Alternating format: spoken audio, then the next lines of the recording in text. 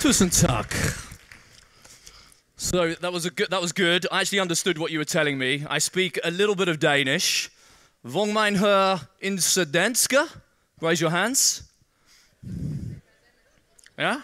Anyone that didn't know what that meant was how many people in here are Danish?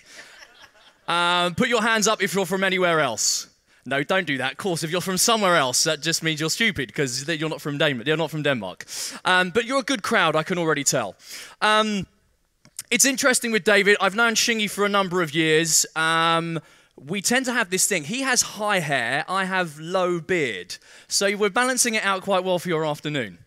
Right, today I'm going to talk a little bit about innovation. And it was quite interesting. On my way over here, does everyone recognize this building? Terminal 5.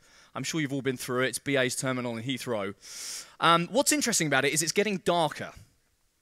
And this is an interesting thing about innovation, is that you've always got to temper innovation. You can't let it go too far.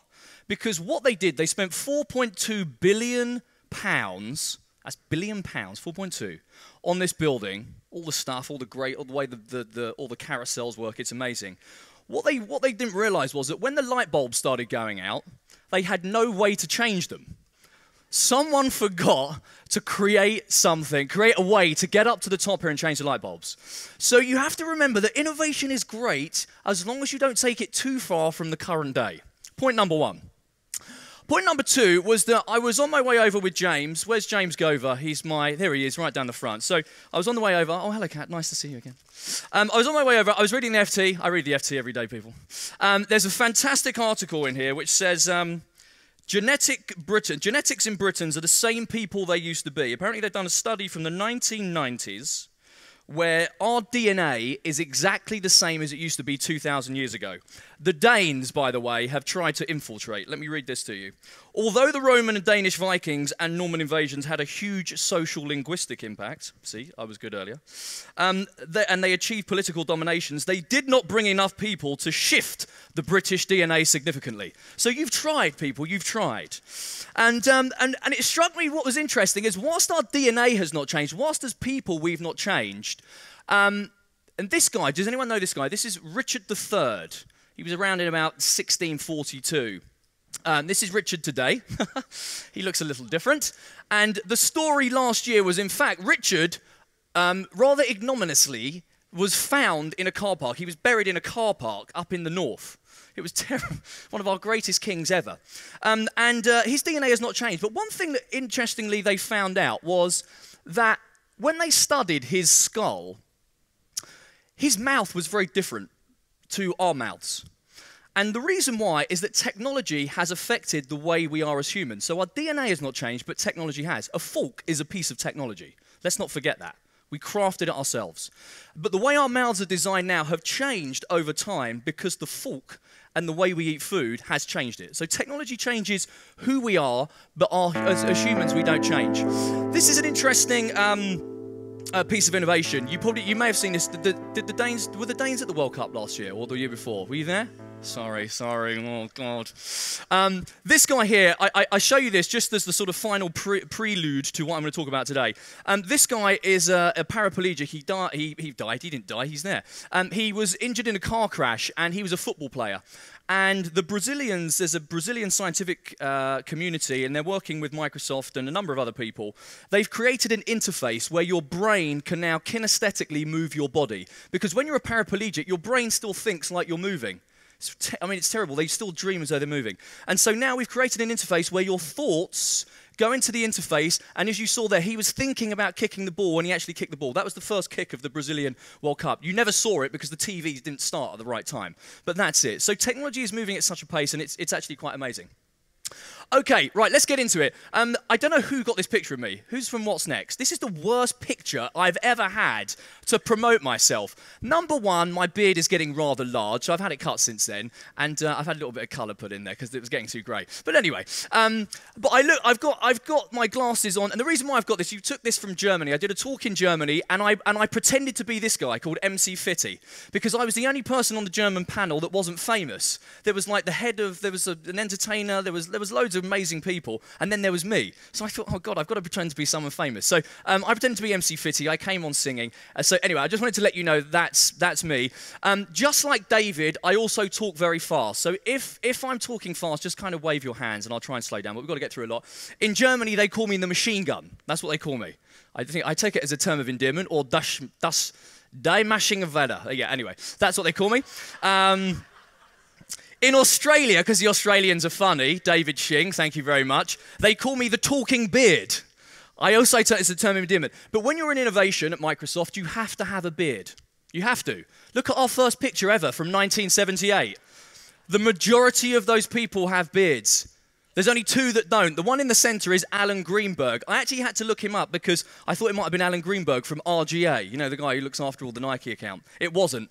And obviously the women are not hirsute, thank God, even though it was the 70s. But Bill's not, but Paul is. Anyway, so beards are very important, people, as we talk about innovation. Okay, let me get serious with you now. Innovation is definitely back on the menu for everybody.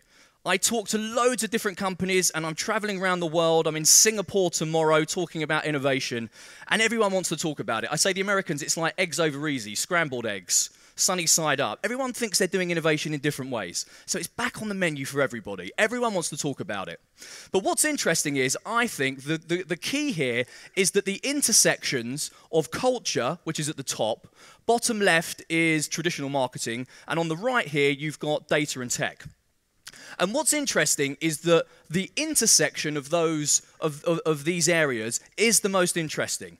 The clashing together of these interesting chemicals. Think of these like Petri dishes. Where those intersections collide, you create interesting and amazing innovations. Could be trends, could be fads. I don't know whether you guys saw about a year or so ago, they actually found a new element in the periodic table.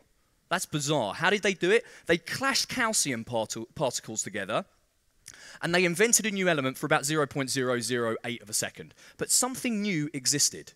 That's what I think happens here. When you mix culture and traditional marketing, you smash these things together. You have to be on the cutting edge. You have to be innovating to create something new. Because if you're not creating something new, you're not anchoring yourself. Just as Shingy was saying, you don't want to be a Me Too brand. You don't want to be a Me Too client. You want to try and do something new because that's what the millennials, and also a lot of other people of today, respect. So if you look at the culture and data and tech, I mean, we're doing lots of interesting stuff there. We're doing a lot of stuff with artists, how computational engineers are working with artists to come up with some amazing design. Some really interesting some areas there. But obviously the sweet spot is right in the middle, and that's what I call the growth paradigm. That's the smart marketing area. That's where all of you in this room should be playing. And if you're not, you are behind the curve. So start thinking about how you have to work at the seams and clashing new and interesting things together in order to survive. Survive, that was rather harsh, but... So there's three waves I describe of marketing. The first wave came in the 70s, and it really was around efficient innovation. It kind of looked at things like how we make Excel spreadsheets better. So people in accounts, when they're doing all those diddly things, we had computer programs come in and help them do that to make them more efficient. Things like graphic design, CAD, like working in computer-aided design, CAD filing. It was all around how we make things more efficient. That was great. The next wave came in roughly around about the mid-90s, maybe early 90s, and it was the internet. Everybody knows about that. It allowed someone in Denmark to be a global player, to sell trainers to someone in New Zealand. It changed the way the value proposition worked because it made everyone a global player, as well as everything else. You could scale your business. That was the second change. The third change is happening right now.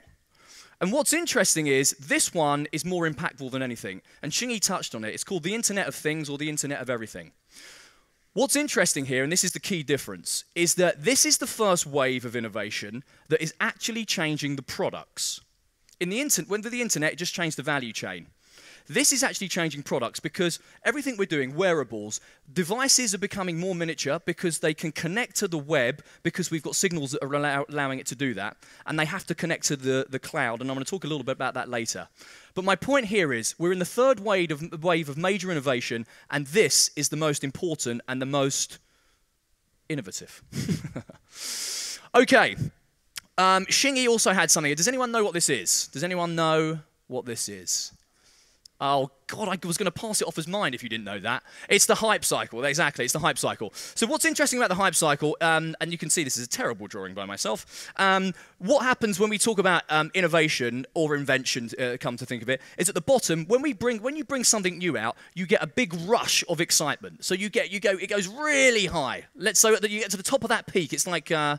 driverless cars. We're all talking about driverless cars, right? Everyone wants driverless cars. It's going to revolutionize, transformative, and all that stuff. Then what tends to happen is the slump, because it doesn't live up to its productivity. So we know driverless cars won't be around for about another 10, 15, 20 years, right? So everyone goes, oh, that was very exciting. It's a bit like when you're preparing yourself for a night out and then your best mate phones you and says, oh, so the wife told me I can't go out. You're like, oh, God. That's what happens there. So that's when you're staying in. Then your other mate phones you. He's kind of your best mate, but not really. You don't like hanging out with him as much. That's when you kind of rise up a little bit. That's the slope of enlightenment. That's your second friend. And then you go on a night out, it's average, and that's your plateau of productivity. That's what we do. Everyone does it, and every company does it. So you can't get around it. What I did was I flipped it round the other way. I thought, well, if we all seem to always be on a normalcy. This line is normalcy. We're always like walking along thinking, okay, great. What my job is to do is to get you guys to that hill. I point out the hill, and I say, that's where we need to go. And you say, Jonathan, how can you... And Microsoft, I'm going to say it out loud. Well, fine, I'm on stage, you're out there. It's Microsoft. And how can we get you from there to there? Because otherwise you're just going to roll down the hill. Some of you won't be able to get up the hill. And, we want to get you to the hill. It's good money for everybody. So that's my job. So I flipped it around the other way. I thought, right, if that's the hype cycle, we all suffer from that. Why don't we turn it into a massive positive and look into the distance? And I'll talk to you today about how we're doing it. So, right, what's my premise? I've been banging on for about 10 minutes already. Right, innovation is wrong. What are you talking about? I was talking to a guy in the speaker room, and he said, oh, you're just being controversial. Of course I'm just being controversial. Innovation's not wrong. But innovation has to be wrong in order to be proved right. Because when you talk about innovation, when you talk about radical innovation, if it's been proved right, it means it's been done before. How do you know it's right unless it's been done before? So it has to potentially be wrong. It has to be wrong. You have to be in for it to be a high failure rate in order for it to be right. And what brands do, and this is the big one, which always pisses me off, is that brands always say, we want innovation, right? We want you to give us innovation. But what you don't do is define it. And so what I do is I come back and I say, right, here's a great piece of innovation. Someone said, There was a brand I went to recently who will remain nameless, whose innovation was something quite interesting in Xbox, but wasn't really innovative to me. So you have to work out, when brands ask agencies, when you go and ask your WPP agencies, we want innovation, you have to define what it is. Because if you don't, we're always going to get it wrong. And brands don't like risk, right? You don't. And the idea for this, I'll tell you where the idea for this came to me. I was reading a book about... an advertising agency, and the guy said, I would always rather employ someone who is wrong but has done more interesting stuff than someone who's always been right. And I thought, that's the same with innovation. Then I started thinking, most brand managers, CMOs, whatever we want to call them, they're normally enrolled for what, 2.5 years? So you never want to do something interesting here. It's like politics. No one wants to really do anything interesting because you're going to give it to the next guy and he's going to get all the greatness for it. And it's a bit like that with brands. So brands don't like risk, and risk comes in 3 forms. Functional? No. Financial, market, and executional. And today I want to talk about the executional more than anything. That's where your risk lies. How much do we invest? Where do we put it? Do we put it globally? Do we put it in some markets? Do we just try it in Denmark and then go large somewhere else? And then what do we actually build? So that's what I'm going to talk about today. So why is innovation important? Well, Peter Drucker is one of the greatest management consultants ever. He talks about the only 2 things in business that you need to be interested in is marketing and innovation. That is it. It's very simple. So it's got to be part of your business plan. Now, marketing has not changed. We talk about a lot of change, but essentially it's not changed in, well, I don't think it's ever changed really. All you need to do is, if you've got a product or a service, you need to shout about it and get people to engage. And there's an art and science to that, right? So people always think with the art and the science, there are two ends of the spectrum. So there's the creative agency and there's kind of the media agency. But what we see today is that actually it's all integrated. It's all totally combined. And the worst place you could be actually on this chart, if we can call it a chart, is yellow and light blue, because that means you're average. So in fact, not being at two ends of the spectrum, the both of them are coming together and a meeting, and that intersection of data and tech and craft is going to be absolutely amazing. That's where the innovations are happening, just like I had on the other chart. So marketing is just coming up with great ideas, both in craft and in science, telling people about it and getting them to engage. Now, there's a whole, we could talk about that forever, but I'm just giving you it in simple terms. And then he talks about innovation. Innovation is about looking forward. That's really it. All you've got to do is look forward and try and improve what you've currently got. And I'm going to talk a little bit about that in a moment when I go into what is pure innovation. But essentially, all you're trying to do is improve the product that you've got and move forward. Jack Welch is another big name. I nearly put myself in here, but I took myself out. James said, you can't quote yourself in your own presentations. I said, no, you actually can't do that. So Jack Welch said, when the rate of change outside is quicker than the rate of change inside, the end is near. I love this quote. It's what I call inside the castle and outside the castle. A lot of companies are too focused, they're too internally focused. Like everyone's like, what are we doing? What are we doing? You have to be internally focused, but externally aware. And of course, the rate of change is always going to be quicker outside because there's more people outside, right? They're doing more stuff. What you have to do is keep up with the rate of change. And when your company doesn't, that's when the end is near, as Jack says. Now, not all companies are equal. If you look at this chart, which is from HBR, on the y-axis, you have demand uncertainty. This is an index of the industry revenue volatility. This is how much your turnover fluctuates. And on the x-axis, you've got how much people basically put into R&D. I'm going to come down here and look at this with you. So if you look at this, on the far left, you've got things like restaurants and hotels, retail. Retail's boring. I did a retail conference the other day. I mean, they're all so way behind, but they're picking up. They're good. Oh, I'm just going to lean on your shoulder. You see top right, which is the high investment in R&D. I'm sorry, I'm still leaning on you there. And fluctuating in revenue. Computers, software, pharma, all the stuff. Medical equipment. Who knew medical equipment is like the hotbed of innovation? If you're in that, you're in trouble. But computers and software, the reason why Microsoft and all of the big companies invest $10 billion plus a year is because we have to keep up with the rate of change. If we don't, we're in trouble. If you're over the far side, sure, you can be a bit slower. So I don't know where all of you are on here, but you can certainly see where you could plot yourself.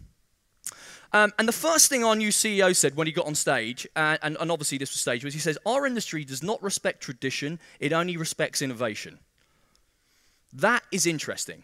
People say to me, why are you at Microsoft for 7 years? That's someone in the speaker room said it. Wow, 7 years, been at Microsoft 7 years. Yes, I have. And honestly, this moment in time and this moment when tech trends are becoming consumer trends, this is the moment to be in a tech company. And people say, well, Microsoft's not doing that much great stuff. Well, I want to talk to you about some of the interesting stuff we're doing.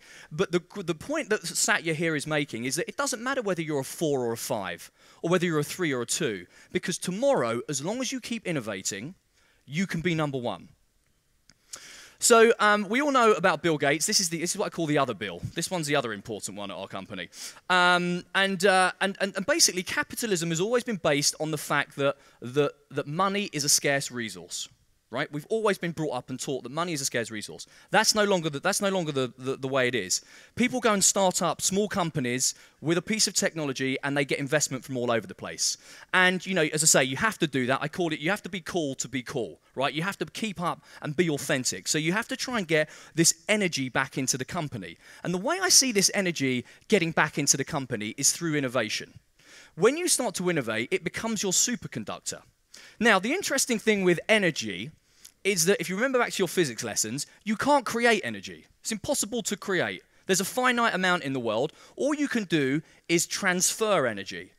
And if you don't have it in your company, if you don't have an energetic company, if you don't have passion, a lot of companies have intelligence, and people always think that intelligence trumps energy. Bullshit. Energy trumps intelligence 9 times out of 10. You've got to be intelligent, that's a hygiene factor, but you have to have energy because energy drives creativity, and if you're not creative, you can't be innovative, and if you're not innovative, guess what? You can't be creative, and if you're not creative, you've got no energy. So it becomes this virtuous circle. So one thing you have to think about is how are you getting energy back into the company? The one way that Satya describes it at our place is there's the three C's, concepts. What products are we bringing out that are really interesting? 1. 2, do we have the capabilities to make those products successful? 3, do we have a culture that allows us to do that? They're your 3 C's, very simple. And in order to get a creative culture, you need 3 things, in my opinion. You need abrasion. Abrasion is the way that we can have 2 different opposing thoughts to collaborate, come together, and work together. Second one is tension. You have to be able to come to a place where you can get one idea out and work it forward. But again, opposing ideas, having opposing ideas in companies is not bad. And then you have to have agility, the ability to test, learn, put out to market, etc. Once you've got those, you've got a great creative culture. And that's what you need in order to try and drive that energy.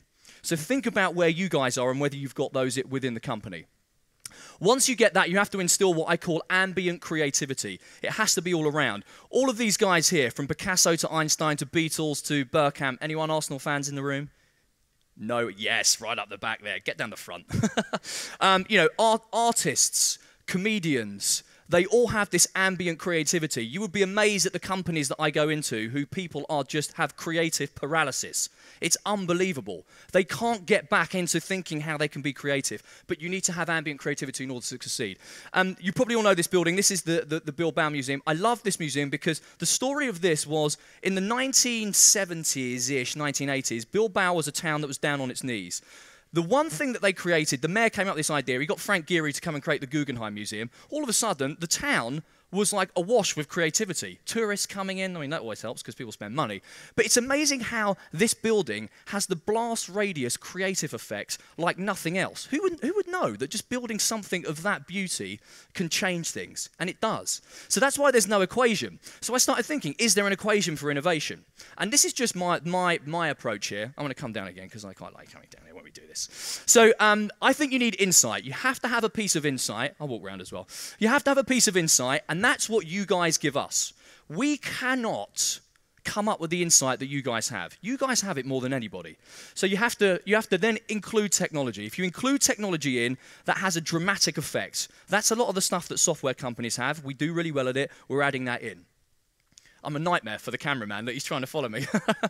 Then you divide that by intelligent and brave clients. You all of you especially, look intelligent and brave. More brave. No, I'm kidding. You need to have intelligent and brave clients. You need to be brave, guys, because if you're not, then we are not going to succeed. We can't succeed by showing our passion. We need your passion to move forward. And then finally, and crucially, you need design thinking. Now, why this is different is that we've always grown up as an engineering company. So we always over-engineer the hell out of everything.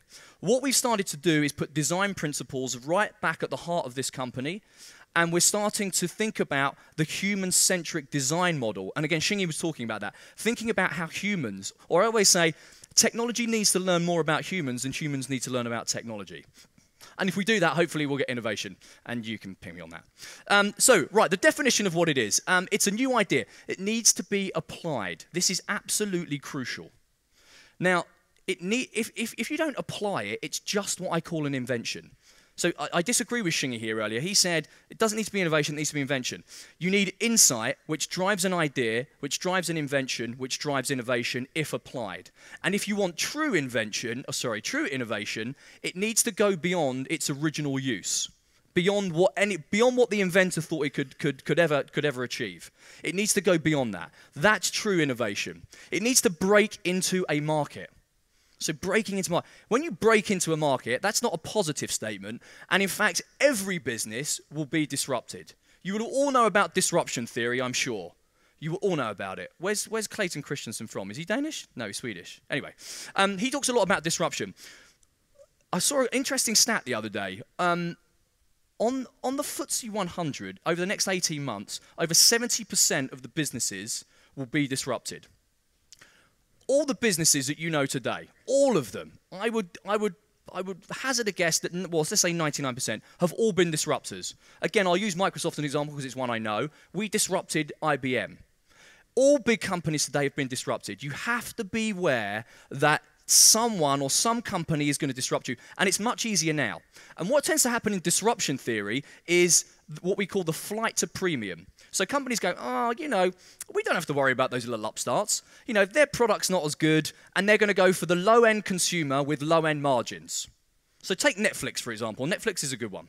Netflix, the service, we all forget this, used to be DVDs, right? You forget it used to be DVDs. And they never really used to have a big catalogue. It was pretty shit.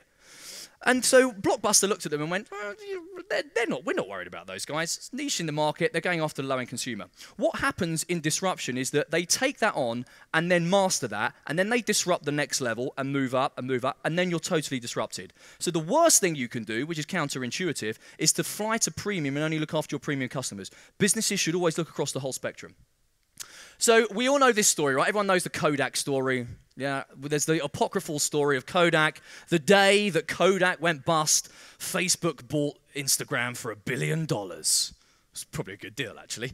And that was interesting. We all know that. And now Kodak are back. I don't really know they're back. Do you know what they're back as? They're doing printers. Wow. You wouldn't want to be the CEO. There's no one here from Kodak, is there?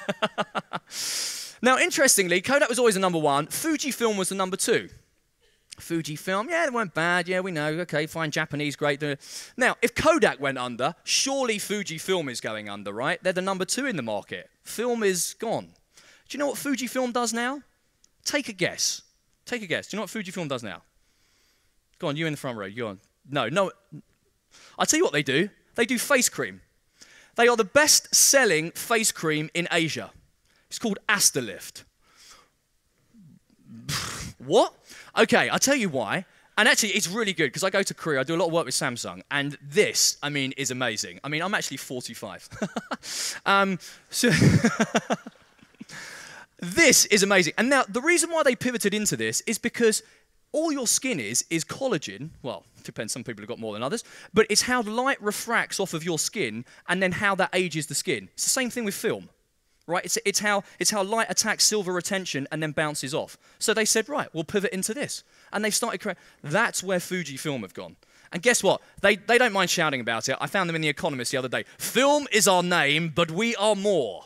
I love the creative agency here. And then, let me tell you what else we do. And then at the bottom, value from innovation. I hate companies that saber rattle about innovation. If you're innovative, just prove it. You don't have to say you're doing it. So maybe we need to help them with their advertising. So WPP, let's get Fujifilm in. We can work on them. Okay, right. Let's talk about. I've got 70 minutes left. Okay, so let's talk about the different definitions of what innovation is. There is efficient innovation. This is what happens to. And I'm going to be really controversial here. This is what's going to happen to media salespeople that only sell inventory. Why? Because of programmatic. Programmatic is much more efficient than someone saying, oh, hello, oh, how much do you want to buy for? Oh, hold on a minute. No, not efficient, right? Programmatic is making our media inventory business much more efficient. And what it does is it puts people out of jobs. So unless you move into being more creative or thinking about, planning or whatever it might be in the media business, you don't want to be the sales guy selling inventory over the next 5 years, because you're going to be out of, or the girl, or you're going to be out of a job. So efficient innovation normally puts people out of jobs. Then you have what's called iterative. Iterative is making things slightly better as you go along. Now, big companies like Microsoft, Google, Facebook, whoever, Toyota, Honda, whatever brands are in here, if you're market leaders, iterative innovation or sustained innovation is the way that you keep on top. Because iterative innovation is very hard for small companies to do, because you're just building on something you've got. So small companies have to disrupt, but they can't. There's not an iterative process. It's what the Japanese call Kaizen, small incremental improvements that get to somewhere much better. And it happens really quickly. And I'll give you an example. If you read your kids a bedtime story, if you ever jump a page, they freak out, don't they? What? Hold on, the donkey was there. Now the donkey's flying. Hold on, I've just missed the page. Yeah, as magic pill. If you ever jump a page in a book, or you go out to the toilet when you're watching a movie and you come back in, you're like, what? I was only gone 30 seconds. Yeah, you like that insight. That's what happens here. Small incremental improvements. That after 3 improvements, you've all of a sudden got a new product. It works, and everyone in here can do it, and that's how you improve. The big one is radical. Radical is totally transformative innovation. Only big companies can do radical innovation. So big companies shouldn't be too worried about little disruptors. But as I was saying before, they do because they take their eye off the ball. When you've got radical innovation, that's when you do something big and transformative. So the problem you've got with that is it's a pain in the arse. I'm not going to lie to you, it is a pain in the arse to do radical innovation. No one likes it. Because when some bright spark comes up with a great idea whilst he's in the shower, and he goes, oh my God, I've got a great idea. It takes a second and it costs nothing, right? Maybe a little bit of extra hot water. But when you go and try and make it happen, it's 99% perspiration. So innovation is very difficult and is why a lot of companies shy away from it.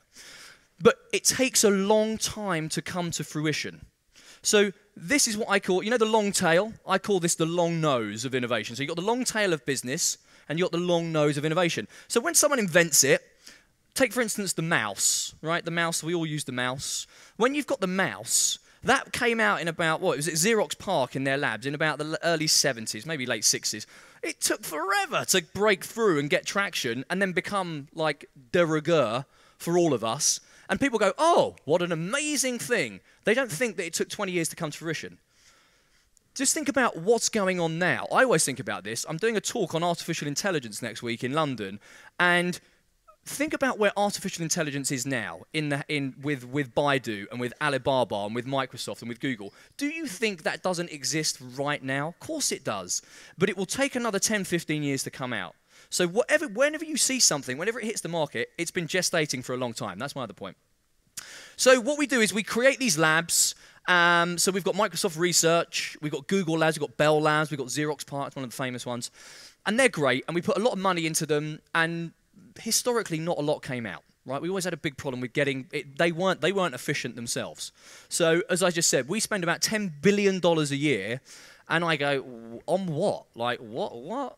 And Satya did the same. Satya came in recently and he went, you guys, you MSR guys in Silicon Valley, what you do? Well, okay, you're close. He shut the Silicon Valley MSR down because they weren't doing anything.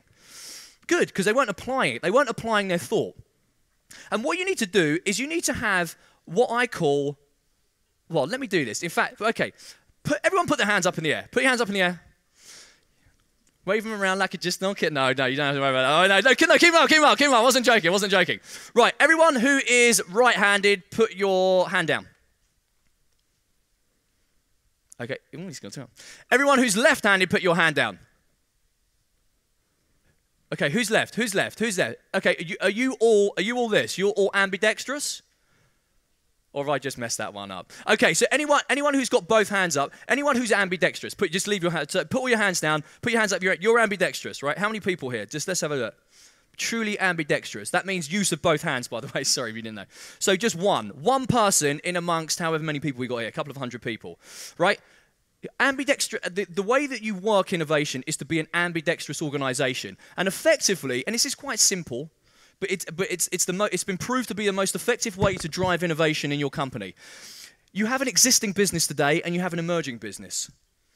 You can't staff the emerging business with people from the existing business because they're not visionary enough. So you need to employ some visionary people. That's 70%. 30% come from the existing business. So just like the guy who built T5, you don't create lights that can't be changed. Interestingly, it has to go up into the same management structure. The reason why people go, oh, well, I want to create an innovation lab. And you go, right, and all it does seems to be is a cost center. And then they close it down after a while. It's great for me. I'm global head of innovation. Hopefully they're not going to close my division down. But my point is, in order for it to be real and for you to apply it, it needs to mirror your existing business and go into the same management structure. But you can't cross-pollinate. That's the key. It's very simple, but a lot of companies fail to do it. It's been proven to be the best model for coming up with ideas and then applying them. The other interesting thing here is that it used to be right down in the R&D department, as I was saying. And brand strategy used to be at the end of like traditional comms and marketing. And business strategy used to be here. Some companies still run like this, right? So you've got brand strategy and traditional comms in the marketing division. This is another model where you're bringing brand strategy quite closer together. I've got this theory that you have to bring your brand strategy and your business strategy and your innovation strategy all in one. You have to put them, all, the construct has to be all the same, the framework. And it has to sit at the center of all of the divisions internally and all of your divisions externally. It has to. Otherwise, what happens is, and I just threw this slide in actually, it wasn't in there, but because Shingy was talking about Nike. Nike released the Fuel Band. They've done some great work over the years. They are seen as innovative, right? When they release the Fuel Band, everyone goes, "Oh my God, it's great." It's great, actually. I'm not riffing on Nike or ripping on Nike there. It's great. When Adidas came out with something, it was a bit, oh, I mean, do you remember Air Max? Air Max. Everyone knows Air Max, right? Does anyone remember the Adidas? Right? No, it's a bit like Reebok, like Shingy was saying earlier. No one remembers that. But when it comes to street call, Adidas rule, because they've got a street call construct. Their framework is around being cool on the street, like Run DMC. Everyone's like, yeah, cool. That's the originals. But when it comes to, when they try and bring out stuff like Nike, people go, But you don't see people walking around that much with Nike looking really cool. They look more innovative. That's my point. You need to align your innovation framework with your brand framework in order to be successful. It cannot be pushed to the side. It has to be front and center. Who's doing it well? Volkswagen doing it well. Mediacom. Where's Mediacom in here? Yes, you guys, anyone at the back? Yeah, right at the back. Fantastic case study, this. If you guys don't know about it, go and read. So Luca Di Maio came in 2009. They've got 3 pillars: innovation, responsibility, and value. That's basically the company's value. And we all know about the great heritage of their advertising with DDB. And so he came in 2009, and what he did was interesting. He came up with something called Marketing Works, WORX. And essentially, today we would call it hacking. We would call it hacking. But in that day, he called it works. And basically, he brought everybody together. So he brought R&D, he brought engineering, he brought marketing together and manufacturing. And he brought everyone, put them all in the same room, literally in the same room. And he said, look, we're going to work together and come up and instill. Innovation shouldn't be the bastion of the R&D department. Innovation should come from everybody. So he broke down the walls. He basically deployed this agile marketing strategy, and it's been fantastic. I mean, the Think Blue, they all know the Think Blue campaigns. You see that. So the Think Blue technology is absolutely amazing. They've been doing loads over the years. And he basically got a shared purpose and shared values. He identified the rules of engagement, and then he got a willingness between all of his people through this community. And they've done some great work over the years. In fact, they have a space. There's a space. So in the Japanese, call it a beya. And the beya is an actual physical space. Again, that's key. To have a physical space where you can talk and mix and come up with ideas. That's absolutely essential as well when you're coming up with it. If you're the one thing I find with like when you go to Europe is you all sit in offices down thin corridors. I mean, it's horrible. But then you all meet down the pub, which is great. That's good. That's a good sign. That sort of gets you out. But when they worked on some of the new cars, they broke down those walls. So this was one of the first cars that was fully strategically integrated with all of the different marketing teams and all the R&Ds coming together. And then they brought in the audience. So we know a lot about crowdsourcing. So the crowd came back and said, "Here's this car here. This is one of the Beatles." Funny here because it's to do with music, but it's not that Beatle. But it's got LED lights on it, so when you play music in the car, your car changes colour depending on what it is. So if it's Taylor Swift, it's going to be silver and cool. I won't go down my music genre now because you'll just take the piss. But you know, in essence, he broke down the walls. It's a great case study of innovating with his model and bringing people in to try and innovate on the products themselves. So I want to take you through a case study here. Last 6 minutes. I want to rush through this. We've been working with Virgin Atlantic. They came to us and they said, "How can we rethink the way that we can tell our brand story and our customer story?" So I said, "You know what you've got to do? You have to send me around the world first class on Virgin Atlantic." And they did. They bought that. I couldn't believe it. So I went to Shanghai and I went to New York and with some other guys internally, and this is crucial. So I'm in the marketing division. I took all the IT architects with me. So I took the tech people with me on this. And what we did was we came up with this idea of coping strategies. So you get going, you got the preparation, and then essentially what you do, when you go from A to B, you try and cope with time. You look at entertainment, you read a book, you try and eat food, you try and chill yourself out. We do all these things to cope, right? That was the key when we started to do our research and envisioning research. And then I came up with this ridiculous idea in New York, and I said, okay, why don't we try and do secret cinema on a plane? You know, these like live events where they have actors come in? And then it evolved on from there, and we said, why don't we get Santa to land on a flight on its way to Boston on our 787 and like create this amazing experience for people on the flight. So about 280 people. So we got the Kinect camera, we took the Kinect camera up in the air, and we did all this research. So we saw whether we could project onto the walls. This was on the 11th of November, and we could. So we started to see all of this working. Then they gave us the money. They said, look, we love you guys. Come down and let's work out how we can blend, how we can have tech enable great marketing executions. So we moved down to their place at Gatwick Airport, and you can start to see, this is our mind map. This is the way that we start to work out all of our different ideas and then start to pull all the best ones in. So peeling back the layers of the onion. We shot a video. Like we all get involved. There's me. Like I'm wafting fake snow with a reindeer. You'll see why in a minute. We had a fake Santa. So we shot, basically Santa would land on the flight, and people would go, oh my God, what's that? And then they would look up and we would project Santa onto the ceiling as though he was walking back along the plane. And so what we had to do was we had to shoot Santa with a piece of glass with a camera underneath it, and he walked across the top and waved in. So that was that day. So that was quite fun. This is our model. So, this was, does anyone listen to Serial? Does anyone listen to Serial? Yeah, it's fantastic, isn't it? The one thing I think about is why people don't look at the customer journey. Like when she starts working out all the different pieces, when you start going, oh, was it possible for him to get from there in that time? People don't think like that. When you start to apply that to actual ideas, it's amazing. What we do, we take a design workshop where we think about the customer at every step. What happens when the customer does this? And then the customer does this. And I tell you what, it's amazing what you can start to see when you put the customer first. And then we've got all our engagements down the side. So that ran on. We did some tests on a plane. We then got 280 tablets at Christmas on the 21st of December. And as people got on the plane, we gave them the tablet to see what they would do with it. So you saw as they got on, everyone was very happy, started playing games, etc. We created an app, a bespoke app, where you could see Santa. The captain came on and said, Santa is training and he's going to be coming by our flight. And you could chat with him. So the social media manager of Virgin Atlantic was tapping away.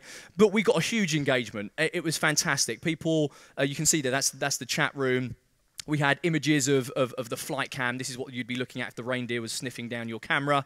And this is it. This is where you see Fred walking across, and people looked up, and it was amazing. It was the first 4D experience. Well, in fact, it was 5D. I'm going to tell you now. Don't tell anybody. But it was 5D because when Santa lands, they do what they call a wingtip. So they actually moved the plane slightly. They're allowed to do it if the captain's had a cognac. He's like, yeah, sure, no worry. You're like, whoa. So we created a smell. Obviously, we had a live actor. The live actor came down. In fact, because we couldn't fit too many actors on the plane, this guy actually works for Microsoft. He's in IT, but he looked more like Santa than me. I was probably going to be an elf. So he came down. He was an actor. He interacted with the kids. It was really good, but it was absolutely fantastic. And then the next day, we wanted to get our social media video out by the next morning. So we literally edited in the hotel room. As you can see, everyone starts falling asleep. But it was fantastic. I mean, I'll quickly whip through this. But essentially, we sent out an email to everyone there, and we said, look, if you've liked it, please share it. Spread the Christmas cheer. And people did. And we got over 125,000 posts. The sentiment was 6.2 out of 10. I mean, all this doesn't really mean anything in context. Just to say it was successful. Richard Branson retweeted it. Satya retweeted it. It was fantastic. And from there, and I'm not going to show you a video because I'm coming to an end, but from there, we're now working with them to try and reimagine the whole customer journey. So we're doing some amazing stuff, and technology has shown them that they can innovate using our tech stack to do some really interesting and creative engagements. There's lots of animation on here. This was interesting, actually, just to show you on this point. This is how, when people started interacting with the tablets, it started to spread like a virus. Sorry, that sounded really bad. But it did start to spread. You can see the heat map. Once someone started on with their tablet, people were like, oh, what are you doing? Oh, what? And then started engaging. And we ended up getting, it's 95% on-board engagement. Quite amazing, really, and I actually didn't think that was going to work as well. So the whole point here is think about design, think about how you can get technology in and start innovating to come up with some really creative experiences. So many builds on here. This was the quote from the head of customer. Your demonstrations have had a big impact. You can't underestimate the impact you guys have had on the leadership team, etc., etc. So basically, it's worked. That was that one. Right, I'm going to skip over this because we're running out of time, and I don't want to go for too long. The cloud is really important. That's it. No.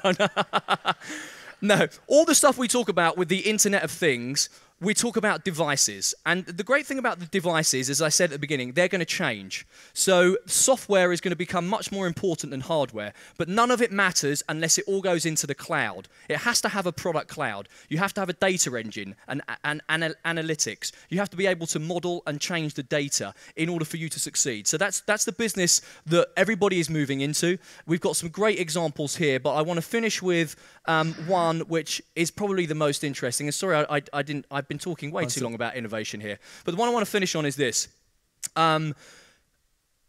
We haven't done a lot that's been great over the years. We've made some mistakes.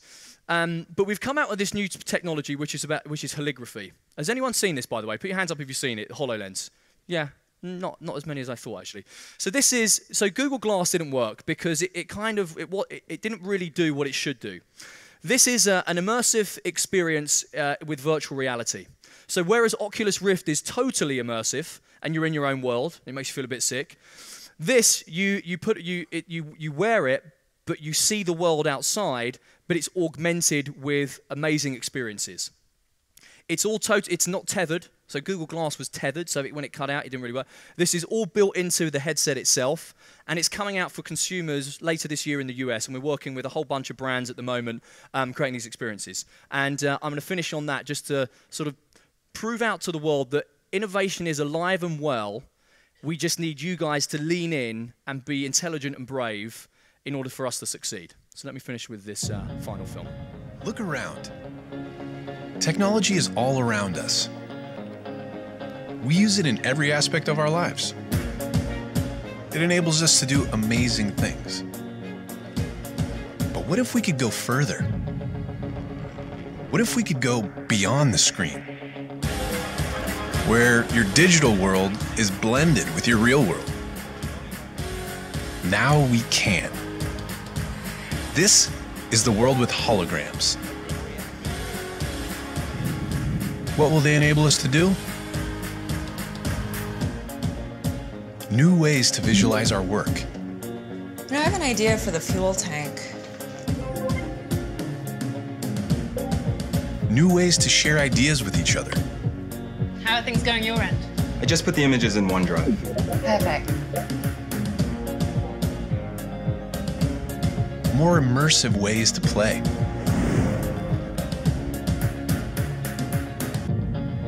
New ways to teach and learn. So put the new trap in the place of the old one. Now what? And tighten here and here. New ways to collaborate and explore the places we've never been. Look at this formation. Let's take a closer look.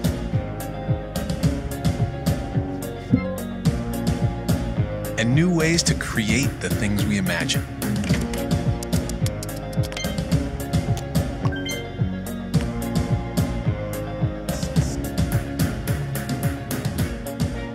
Because when you change the way you see the world, you can change the world you see.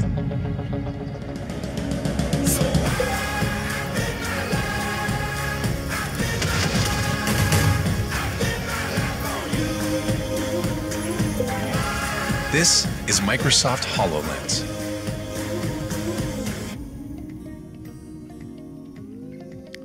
Interestingly, we haven't showcased this to anyone, but we took a couple of people to Seattle about 2-3 weeks ago, and we took the global head of innovation from WPP, and she tried it on, and she came off crying. And so I checked that the sales guys had not done anything to her. No, they hadn't. But she came off crying because she saw you saw where the dad was with the girl with the U-bend, where she's screwing it in. She said, I can see the transformative impact because my mother lives in another state and she's getting old and she has to take pills out and she's always getting the wrong pills. Whereas you can imagine someone wearing that and saying, no, you need this pill and this pill. And you can be in, obviously, 2 different places at once. So the transformative nature of that could be, I mean, that's utility. But from an entertainment perspective, you can see how characters can start to play. So some really interesting stuff. Hope that's been interesting for you, and thank you for having me.